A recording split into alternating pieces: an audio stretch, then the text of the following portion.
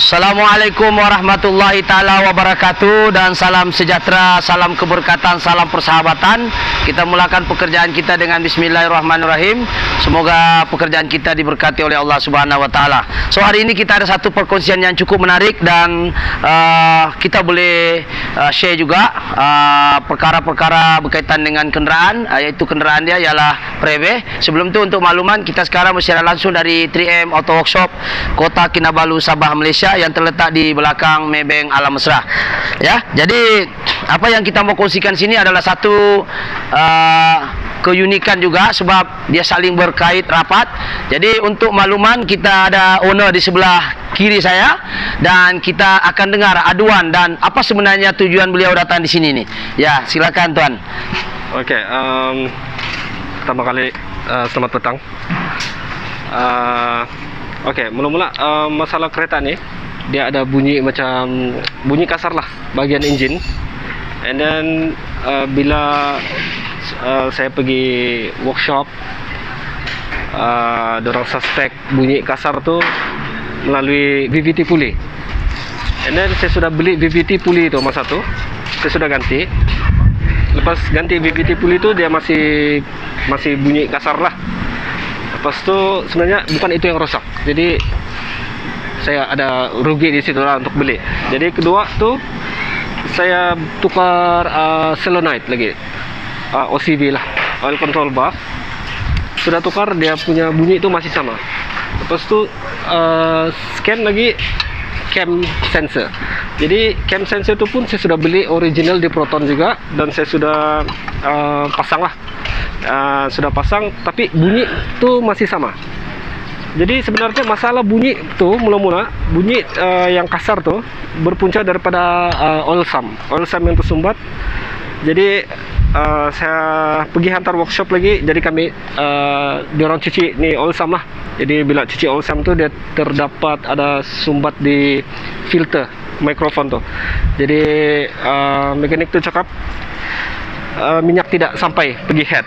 Jadi sebab itu bunyi dia kasar. Okey. Selepas cuci oil sump tu, bunyi itu sudah hilang lah. Bunyi sudah hilang, masuk enjin oil baru, semua sudah hilang. Lepas tu timbul masalah satu, apabila RPM yang di kereta saya tu, dia jadi macam gila lah. Bila kita pijak minyak, RPM sampai 2000, dia tendang pergi 8. Jadi bila scan balik, bawa pergi workshop, bila scan, dia keluar crank sensor. Jadi bila keluar crank sensor, dan saya pergi belilah original punya crank sensor di Proton sendiri. Bila sudah tukar crank sensor tu, problem tu tetap sama. Scan balik, dia akan keluar crank sensor juga. Padahal kita sudah tukar crank sensor tu lah. Jadi saya sudah hantar pergi Proton. Sudah lebih kurang 1 minggu di situ, pun diorang tidak dapat settle. Diorang suruh saya kasih keluar kereta, dan diorang suruh saya hantar pergi workshop lain yang pandai, yang pro wiring. Dan saya sudah hantar di sana pun 3 hari, pun sama juga, tidak dapat settle masalah. Jadi saya nampak YouTube Abang Din di YouTube channel dia. Jadi saya pergi di sinilah. Saya pergi di sini, saya bincang sama dia, saya bagi tahu sejarah kereta ni. Lepas tu dialah yang buatlah untuk kereta saya ni. Ya, itu sih. Okey, terima kasih ya, suaranya cukup ayu juga ya.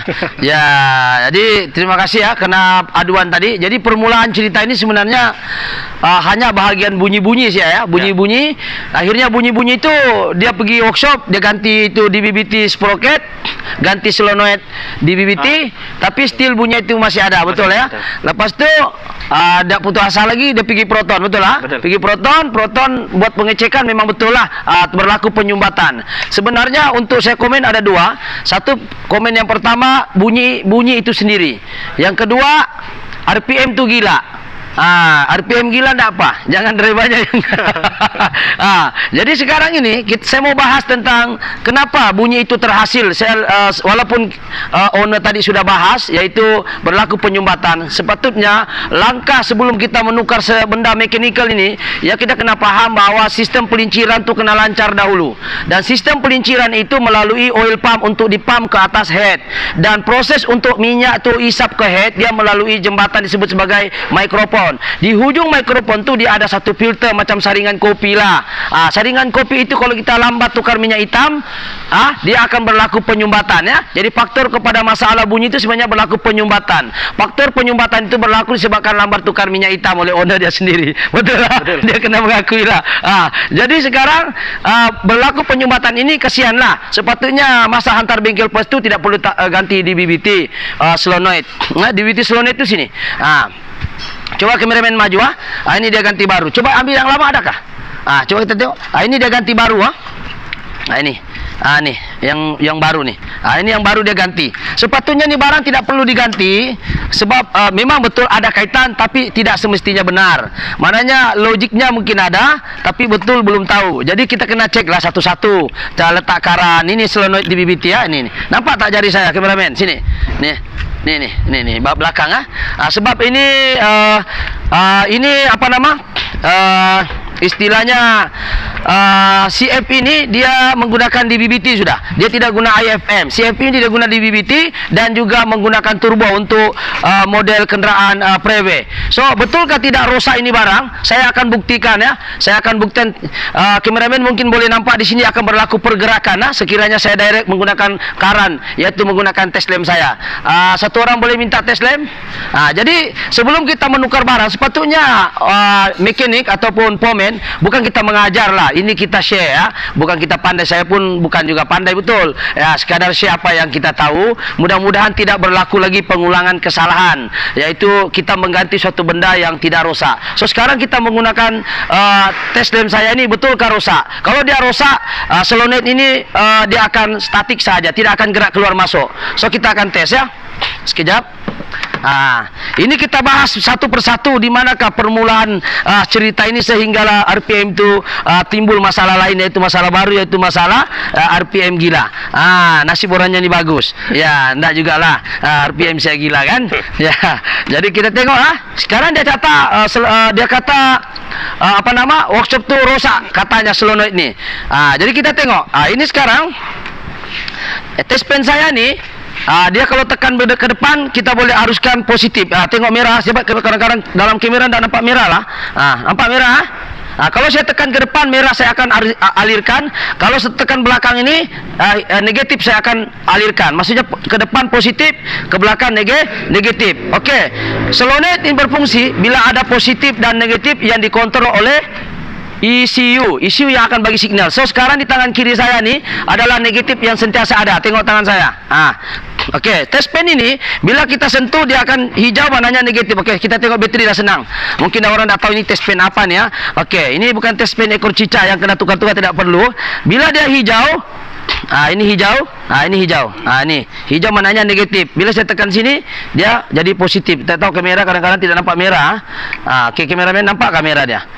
Okey. Jadi sekarang ini ada positif. Jadi sekarang ini di tangan saya negatif. Saya jepit sedia. Tengok sini kameramen dapat tengok bontotnya. Okey, jepit. Alright. Okey, kameramen fokus kepada batang sap di sini. Dia akan keluar masuk ke tidak? Sebab di BBT solenoid ini dia berfungsi membenarkan atau tidak membenarkan minyak masuk ke dalam sprocket di BBT. Okey, sekarang kita try. Tengok ini gerak nih, gerak. Kita tengok ini gerakan ini perlu. Kameramen jangan terbalik-terbalik ya. Okey, nampak sini? Okey. Tengok saya kasih gerak. Tengok ini ya. Gerak kah? Okey. Gerak.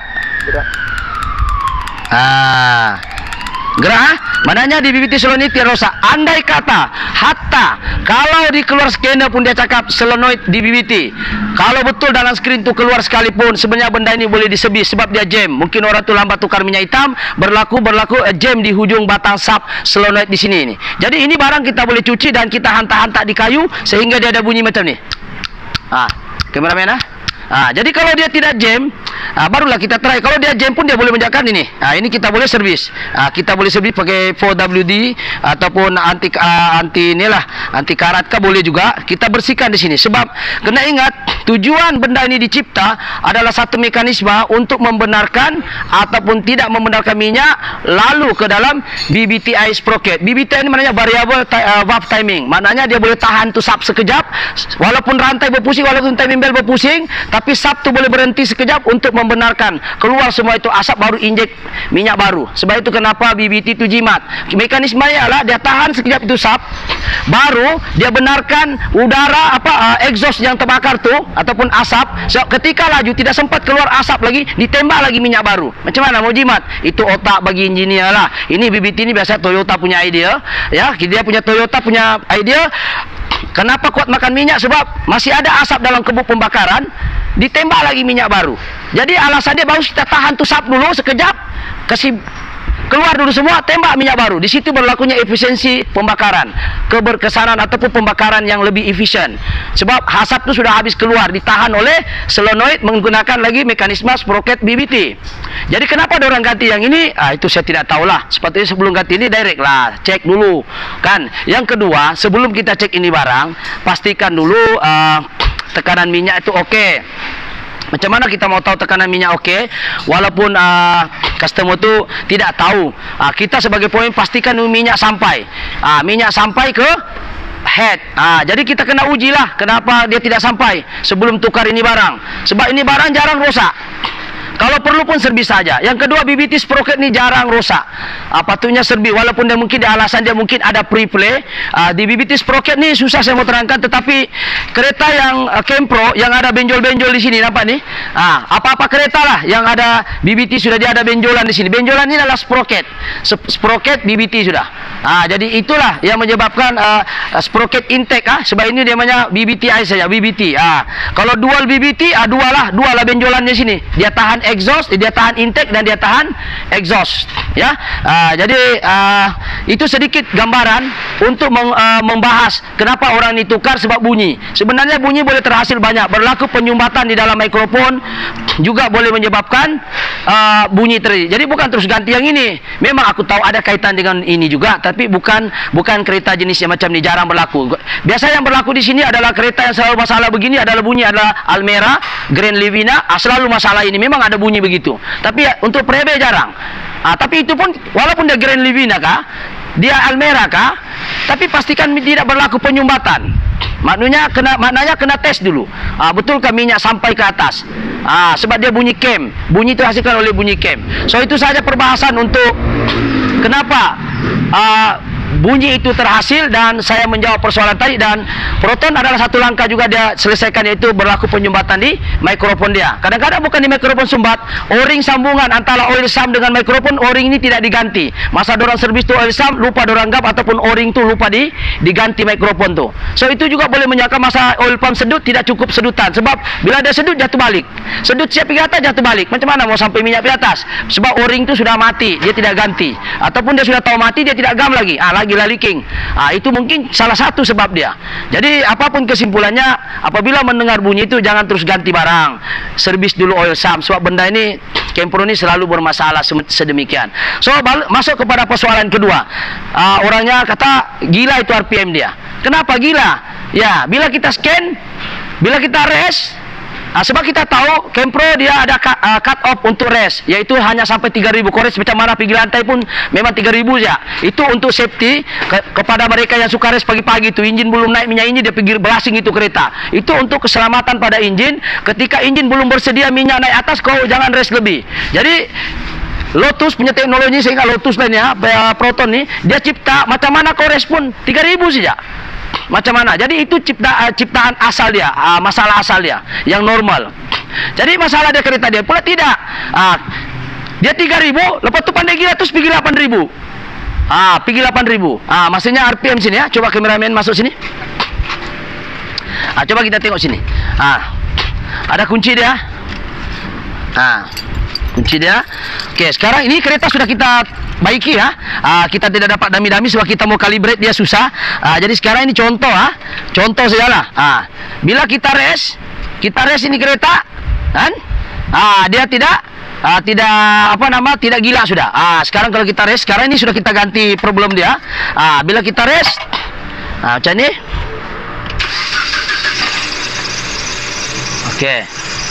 Okey, sekarang ketika sebelum inilah, ini susah kita mau buktikan sebab masalah dia okey sudah kita sudah selesaikan ini 3.000 saja, nampak? So tidak akan lebih. Jadi asal dia ni kereta bila kita tekan 3.000, RPM ni akan gila, yaitu pergi 8.000. Okey, jadi sekarang kita matikan dulu. Lepas tu kita cuba ke depan dulu. So apa yang kita scan hari tu, Ono ada simpan kah yang kita ada gambar tu? Ada lock tu, immobilizer lock apa semua. Ono ada simpan. So sebelum kita bahas lebih lanjut kenapa dia gila dan kenapa pickup tidak kuat, betul lah? Pickup dia tidak berderum. Lepas tu banyaklah masalah dia, crankshaft sensor dia keluar. Ni kameramen tengok sini. Sebab saya sudah delete dia. Ini. Coba tengok kameramen. Inilah dia punya asal datang ya. Boleh fokus kah? Kasih dekat sikit. Coba. Ini masalah dia. Dia cakap apa ni? Immobilizer lock, crankshaft sensor gagal, crankshaft signal missing. Bacalah ABS keluar semua binatang-binatang ini semua ni. BCM. Jadi bila kita tukar crankshaft sensor, betul lah sudah tukar kan? Masih juga dia keluar juga crankshaft sensor. Jadi apabila kita cek dengan hantar pergi wiring, dia cakap wiring pun cakap tiada juga short. Jadi dia jumpa saya di sini. Saya jumpa itulah yang fault code dia keluar. Jadi apabila saya mendeteksi buat wiring checking, saya tengok, wiring ini tiada juga yang kacau. Maksudnya kadang-kadang ada juga yang tangan dia tu gatal, sambung sana sambung sini. Kalau yang begitu itu ada susah sikit. Tapi aku tengok ni orang ini memang dia tidak kacau wiring. Dia datang sini okey saya semua. Macam mana datang dari kilang, begitulah juga ini kereta. Cuma dia gila itu RPM dan agak masalah lah. Immobilizer lock lah, tidak laju lah, tidak lajak lah, betul lah, tidak lajak kan. Jadi kita cek wiring, kita buka continuity, akhirnya kita dapat, masa kita buka itu dashboard baru kita tahu apa masalah ini kereta. Masalahnya satu saja. Kenapa dia gila? Masalahnya ECU rosak disebabkan oleh air aircon tadi. Jadi pesanan saya di sini ialah air aircon tu kenapa boleh, apa kaitannya aircon punya air tu boleh menyebabkan ECU rosak. Jom kita tengok apa sebenarnya masalah ini kereta ni. Kenapa sampai ECU dia serang? Aircon punya masalah, ECU pula dia pergi hantam. Jom kita pergi tengok sini apa masalahnya. Okey, sekarang ini kita tengok. Ini ECU asal. Jom kameramen boleh dapat sikit sini. Okey, ini kita kena faham sistem aircon ni. Kita sudah cek memang ECU problem sebab kita dah test kereta lain dia okey. So kita nampak ni drain dia, nampak ni kotoran dalam ni berlaku penyumbatan ni. Ini cuma okey, drain dia begini. Saya pasang dulu, saya pasang olok-olok lah supaya nampak macam mana ni benda ni bekerja. Okey. So ini kita letak atas. Ini ECU kita letak di sini. Okey. Sekarang ni dia kameramen boleh flash ke di bawah ni. Ini kita tengok ini air, dia masuk begini. Okey, masuk gini. Air. Mungkin Proton pernah buka kali ini ya, sebab masa dia datang ini kereta begini air ni basah di sini. Tapi bukan sebab Proton yang kasih basah ni, bukan. Saya mau cerita ini barang patutnya masuk sini. Jadi drain ni di sini. Ini ada satu hose. Kameramen boleh nampak Sekejap ini. Nampak ni hose ni? Ni. Nampak hose drain ni? Hose drain mana tempat aircon keluar. Ini ni. Sini. Hose ni bila dia tersumbat disebabkan oleh cooling coil kotor, dia ada kerak-kerak kotor sini. Ini habuk dia lah. Ini yang time dia basah. Coba kameramen boleh nampak. Dia berlaku penyumbatan di sini. Ini sumbat ni. Sebab mungkin tidak pernah servis kan. Jadi sumbat, bila sumbat, air tidak dapat keluar, air aircon ni menyebabkan housing di dalam ni. Dalamnya ada cooling coil. Coba kameramen ni. Cooling coil ni dia penuh. Dia penuh. Akhirnya bila dia penuh, air di sini penuh, dia menitis ataupun dia mengalir ke ECU. Kita tengok tisu, nasib tisu ini pun nasib lah ya. Ini kita bagi ni kesan air Tapi tisu tidak rosak ya. Dia kena air sini, dia mengalir kena di ECU di bawah. Ini ECU dia 03, ini ECU baru. Jadi masalah dia sekarang kereta ini adalah masalah ECU. Ini ECU dia yang asal. Jadi apa yang kita mau share di sini, ya pastikan ekon Anda itu servis lah setiap 50.000, ataupun kalau Anda ada budget sekalipun, rajin-rajinlah intai lubangnya. Cucu-cucu pakai lidi di sini kah? Kalau ataupun kau hidup ekon, pastikan ada air jatuh di bawah. Air bawah nih jatuh di ekon tuh. Jadi kalau tiada jatuh, nanti sumbat nih dia akan penuh. Tong dalam ni penuh, tong dalam ni penuh, dia akan penuh, dia akan mengalir ke sini. Nampak ni, ini ECU duduk sini, ini bekas air nih, jatuh akhirnya dia rosakkan ECU. So ECU yang rosak itu inilah, ECU yang rosak ini kita tengok. Nah ECU ni, kita tengok nih, sorry dia gini. Okey, dia ginilah. Okey, dia sorry gini. Gini. Ini isu. Memang kita tahu isu ini kalau pikir dari segi logik dia ada seal. Tapi dalam masa bertahun-tahun kita pakai benda ni akan teruap. Ada air, Dia duduk sini. Jadi ini kesan air. Dia duduk begini. Duduk bawah ni. Jadi air akan jatuh kena. Tapi syukur alhamdulillah walaupun dia berada di atas ni tisu, dia tidak rosak masa kita scan. So sekarang kita scan, dia tidak ada sudah keluar itu immobilizer lock lah, tidak keluar sudah itu kita respon okey sudah. Ini masalah isu. Kita buat continue itu, ini masalah isu. Dan kita paham isu ini dia ada satu sistem, yaitu pemprosesan, yaitu sebut microprocessor, dan juga ada MOSFET dalam ni yang kontrol semua injektor apa semua, dia ada tentera-tentera dia sendiri. Isunya bukan rosak total, isunya hidup juga. Jadi cuma masalah dia sekarang bila kita ganti ECU, dalam ECU ini tidak boleh terus start. Jadi kita kena buat lagi immobilizer setting lah. Sebab dia punya immobilizer ni tidak dapat detect kunci. Apabila immobilizer ECU baru kena buat setting balik. Ini yang baru punya ECU. Ini ECU yang tidak kena air ni beginilah. Ini kena air lah. Ini kena air daripada ekon punya. Jadi apa yang kita boleh ambil pengajaran di sini, semoga video ini bolehlah memberi satu inspirasi ataupun idea supaya bungkus ECU anda ni daripada kena air. Jadi air sini dia jatuh, nampak ni kameramen, sekali lagi saya rujuk. Okey, air sini penuh. Okey, air sini penuh. Bila dia penuh, dia akan mengalir, dia akan penuh begini. Ini air nih, dia akan penuh di sini. Walaupun kita kata dia tidak koyakkah, dia apakah, at least kalau dia tidak keluar di sini, dia akan keluar di body housing ni dan dia mengalir di sini. Dan kita tahu ECU ada berada di sini. Kalau sumbat ni dia penuh dan air tidak dapat keluar di lubang ni, menyebabkan air bertakun dan mengalir ke ECU, dan seterusnya dia akan mengalir dan masuk sini. Ini kesan air nih. Ini ECU dia yang lama. Ini kesan air lah nih. Ini air nih, kabel-kabel air nih. Daripada sini mengalir, akhirnya jatuh ke sistem dia ini. Dia tidak boleh kena air nih. Jadi bila dia kena air masalah lah. Gitu. Jadi itu saja kita mau share. Jadi adakah setelah kita ganti ECU, TCU tidak perlu ganti? Untuk peringkat awalan kita tak perlu ganti ECU dulu, sebab kita try ganti dia punya otak dulu. TCU ini kan transmission control unit, ECU namanya engine control unit. Kita ganti dulu ECU. So kita scan dulu, adakah dia keluar lagi masalah seperti yang kita scan tadi, yaitu masalah immobilizer lock lah, keluarlah logo ABS lah, RPM gila lah, adakah dia masih lagi seperti itu? So jom kita scan dia. Scanner saya mana ya? Toggle dia, toggle scanner. Oh ada sini. Okey, sekarang ini kita scan dia, betulkah dia keluar? So kita sama-sama tengok. Adakah setelah ganti ECU masalah dia selesai? InsyaAllah. Okey. Okey, sekarang kita keluar. Kita scan dia. Okey. Alright. Sekarang ini kita tengok masalah ECU ni berpunca daripada air aircon. Jadi sekarang ini setelah kita ganti ECU, betulkah masalah dia selesai? Kita rest tidak gila sudah. Sekarang kita tengok. Kenapa pula keluar Nissan ni? Keluar balik. Okey, kita akan masuk pergi Proton Malaysia. Kita tengok enjin dalam keadaan on. Enjin on. Alright. Sekarang ni kita tengok kenderaan, pilih apa kita mau, kereta apa kita mau. Private. Okey. Kita tengok kesihatan dia. Okey ke tidak? Kita tengoklah. Kita tengok owner, coba sini owner tengok. Owner yang boleh buktikan asal dia kita scan ini, dia dia keluar enjin kan. Enjin dia bilang apa, BCM masalah. Ini biasalah ini tiada kaitan dengan enjin. Ini shift lock nih, gear di bawah. Cuma yang kita fokus di enjin nih. Coba kameramen masuk sini. Enjin dia tulis sini apa hari itu? Immobilizer lock, crankshaft sensor, masalah, apalagi itu banyak tuh. Coba kasih tengok satu kali lagi.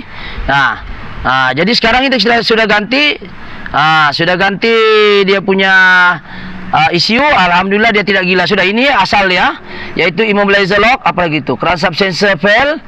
Jadi dia ganti crankshaft sensor sama juga. ABS pun dia ada keluar, sedangkan ABS ini tidak ada keluar sudah.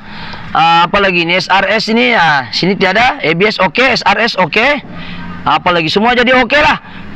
Kecuali BCM ini dia ada pada lock shift nih. Ini internal lock nih benda nih. So ini kita boleh try try kasih clear lah. Ini tiada kaitan dengan engine lah. So kita sekarang kita try kasih clear.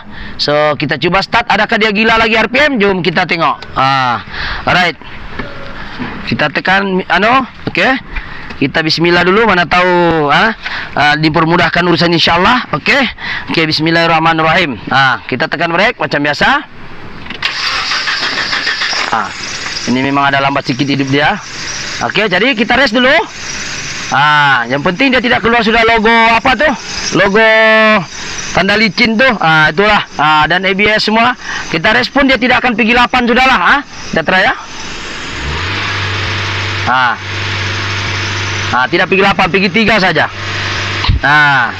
Sekarang kita masuk engine. Kita tengok dia punya data stream. Tengok data stream sini. Oke, kita tengok. Data stream pun kita tengok semua oke. Temperature pun dia oke juga. Kita tengok semua oke. So kita tengok pedal semua oke. Tidak ada 3000. Kita tengok RPM dia.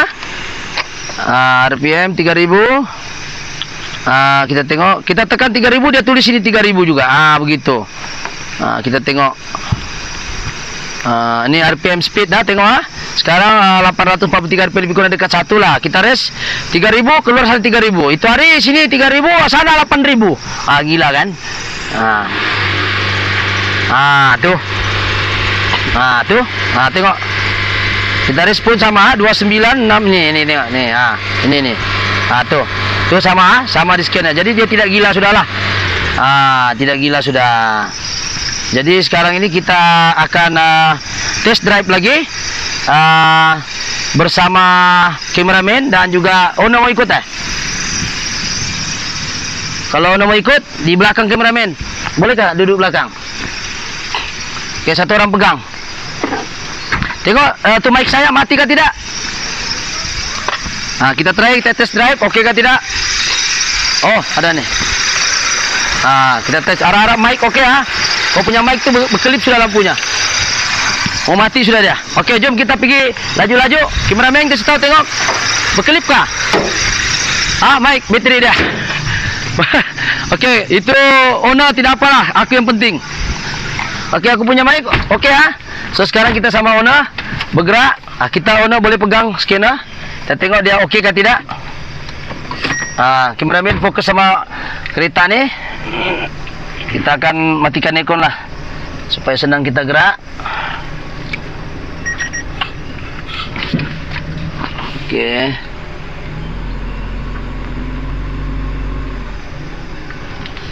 Itu hari Ona macam mana hari itu kita bawa kereta? Tidak ada pick up. Hari itu tidak pick up, RPM stay di 8 saja. Turbo speed. Oh ini sedap sudah ini. Ini macam kereta baru sudah ini. Turbo pun berfungsi dengan baik Itu hari kita tekan dia berteriak saya betul ya, betul. Betul. Dia berteriak. Ini sekarang kita tes. Lajak kau. Jadi itu hari kita tekan macam kereta kancil 660 menaik bukit. Sekarang ini oke, sekarang kita buat penggambaran. Kita tengok. Laju lajak sudah dia. Ini kereta ada turbo tau. Masa first kita bawa doi. Bikin geram. Belum lagi naik bukit tuh. Ini kita try. Alhamdulillah dia lajak. Lajak sudah dia. Kita try, kita masuk sana. Ona kita pun ada ikut sekali. Sebab masa dia datang pun Ona pun ada ikut sekali. Dia berderum. Sekarang kita tengok. Lajak Ona dia rasakan Ona Betul. Ya, mic dia mati itu. Betul. Oke, sekarang kameramen tengok. Ringan Wah, ini macam baru buka plastik nih. Itu hari kita pakai betul-betul throw. Dia gitu saja. Sekarang dia ringan ringan. Sudah insyaallah dia sudah apa istilahnya orang bilang sudah balik pada normal walaupun dia masih ada bunyi-bunyi nih, bunyi belting. Itu nanti Honda terbelakang lah. Dia tengah cari budget kali ini. Oke, sekarang ini kita tengok kayak ringan tiada sudah keluar tuh RPM 8000. Itu hari kita les 2000 terus pergi 8000. Lepas tu tidak lajak. Jadi alhamdulillah kereta ni okey sudah. Cuma suspension dia banyak free. Ini nanti lain kali Honda cari-cari lah dulu betul. Hondanya pun cari kepala sudah. Sebab baru ganti TCU. Nasib dah ganti TCU. Sebab air pun dia sudah ni. Jadi kita tengok. Jadi alhamdulillah pergerakan agak licin dan lancar. Tiada juga masalah ni. Cuma ini throttle body counter tu yang lambat sikit dia hidup tu. Mungkin tu lah mau cuci-cuci tu kemudian lah. Yang penting sekarang settle dulu satu persatu. Buat mana yang cukup budgetnya dulu. Mudah-mudahan beliau Honda ni dimurahkan rezeki dia. Mudah-mudahan dia dapat lagi rezeki lebih. Dia baiki sikit-sikit pelan-pelan lah keretanya. Sebab nanti kalau terus satu kali diumban nanti kasihan dia. Ya. Jadi yang penting kita dapat selesaikan masalahnya satu persatu. Apa nama Tuan? Aku pun dah pernah tanya nama kau berapa lama Sasa? Will Tuan, Will. Will Tuan Will nih. Dia punya kereta nih. Syukurlah dia ni ada grup private juga. Terima kasih pada member-member dia kalau tengok ni video nanti.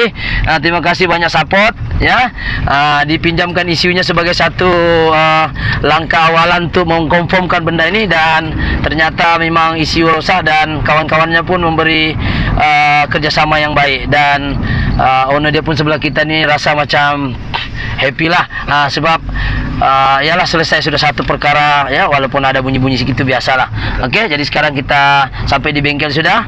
So kita akan ke ke bengkel lagi. So alhamdulillah. So saya rasa kita di luar sambung dulu sekejap sebelum kita tamatkan. Alright. Jadi kameramen mana? Kameramen. Okey, jadi alhamdulillah. Jangan kasih tengok plate number. Ni terjatuh sudah tu kain tadi. Okey, jadi itu saja. Kameramen coba ke depan. Saya tutup ni plate number dia. Nanti orang beli nomor Toto. Jadi okey, itu saja perkongsian pada hari ini. Poin yang pertama sekali ialah apa yang saya mau cakap, bila bunyi-bunyi kenderaan tu jangan terus ganti dulu, servis dulu dia punya oil sump dan tanya diri sendiri kenapa boleh sumbat. Itu mungkin lambat servis, jadi servislah kereta anda. Yang kedua, pasal ganti barang ni kalau boleh pastikan dahulu sistem ECU tu yang kita tengok kalau ada basah di situ, jangan biarkan dia basah. Bukan tunggu dia rosak baru ni. Kalau nampak basah, cepat-cepatlah tiup-tiup tu dia punya lubang tu. Lubang ni boleh ditiup pakai angin. Coba kameramen sini sekejap sebelum kita tamatkan. Ini kita boleh tiup Ini boleh kita tiup. Ini kita tiup. Ini lubang ini kita ambil dawai, cucuk dia supaya jangan sumbat. Jangan sumbat. So kalau dia sumbat bertakung air. Jadi pastikan ini tidak sumbat. Masalahnya bila sumbat, dia akan penuh itu housing cooling coil dan akhirnya dia rosakkan ECU sebab ECU duduk di bawah cooling coil.